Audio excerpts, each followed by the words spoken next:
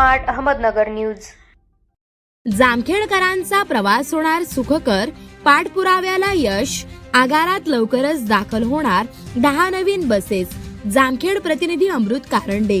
Jamkhed ST आगारातील बसेसच्या दुरावस्थेमुळे प्रवाशांचे होत असलेले हाल आता थांबणार आहेत। राष्ट्रवादी काँग्रेस पक्षाचे विभाग प्रमुख पांडुरंग माने यांनी गेल्या वर्षभरापासून केलेल्या सातत्यपूर्ण पाठपुराव्याला यश आले असून जामखेड आगारासाठी मंजूर झालेल्या 20 पैकी उर्वरित 10 नवीन बसेस येत्या काही दिवसात दाखल होणार आहेत। तसेच जामखेड आगारात अनेक बसेस जुन्या आणि मोडकळीस आल्या होत्या।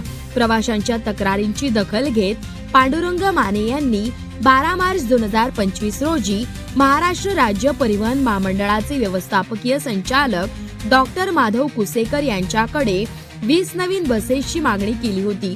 या मागणीचा पाठपुरावा केल्यानंतर पहिल्या टप्प्यात 10 बसेस आगारात दाखल झाल्या होत्या। आता दुसऱ्या टप्प्यातील उर्वरित 10 नवीन लालपरी लवकरच प्रवाशांच्या सेवेत रुजू होत आहेत। जामखेड आगारात सध्या बसेसची संख्या अपुरी असल्याने अनेक मार्ग विस्कळीत झाले होते। त्यातच जुन्या नवीन बसेसमुळे प्रवासादरम्यान वारंवार बिघाड होण्याचे प्रमाण वाढले होते।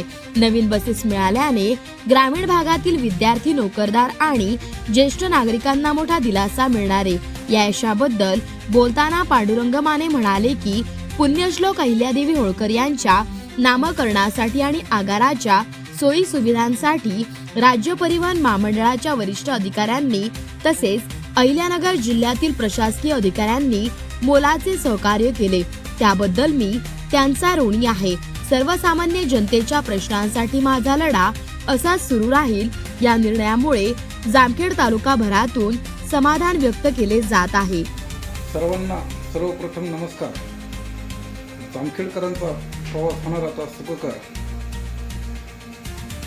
लवकरच जामखेड आगार येथे नवीन लालपरी 10 दाखल होत आहेत।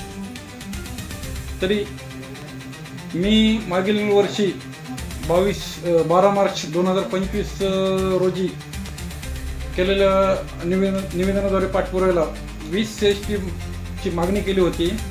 त्यातील 10 एसटी ह्या दाखल झालेल्या आहेत अगोदरच। येणाऱ्या 8 ते 10 दिवसामध्ये मागे पुढे उर्वरित 10 बस हे आपल्या जामखेड आगार येथे दाखल होणार आहेत। तरी जामखेडकरांचा हा सुखकर प्रवास लवकरच होणार आहे।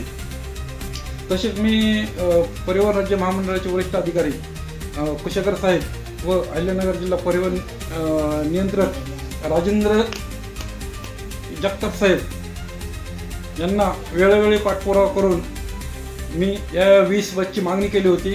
त्यातील आता उर्वरित राहिलेल्या 10 बस त्या आपल्याला 8 ते 10 दिवसामध्ये उपलब्ध होतील जामखेड आगार येथे।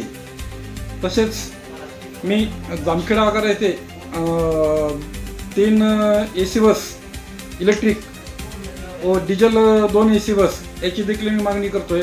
लांब पट्टा जो मुंबई, पुणे आणि कोल्हापूर या मार्गावरती या बसची खूप आवश्यकता आहे।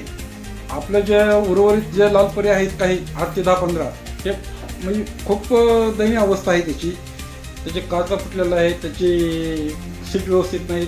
तरी देखील हे बस आपले कोल्हापूर, पुणे, अहिल्यानगर या मार्गे चालतात।